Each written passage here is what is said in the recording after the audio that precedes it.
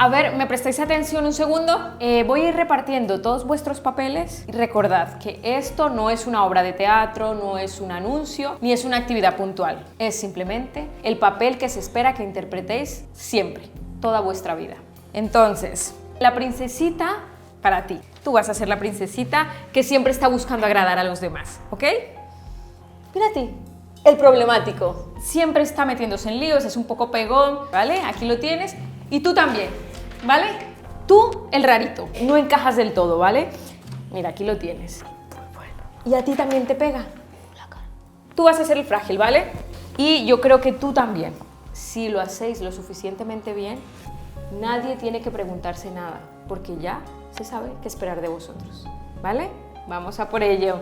Adiós. ¿Quieres el papel?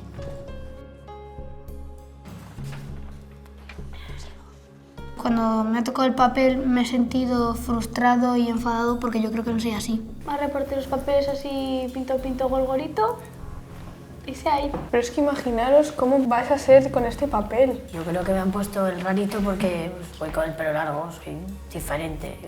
Yo como que le tengo que gustar a los chicos, tengo que ser así, que les tengo que sonreír, tal. Y a mí la gente va a tener miedo de decirme algo que no me guste porque como soy frágil... Y yo cada vez que haya un problema en mi círculo cercano va a ser culpa mía, aunque no lo sea, porque como soy la problemática, pues ya es mi culpa todo. Si piensan que tú eres el problemático, da igual todas las cosas buenas que hagas. Siempre te tienen etiquetado como el problemático y el que lo va haciendo todo mal. Por ser adulta, por ser mayor, se cree superior. Juzgan a las personas sin conocerlas de verdad.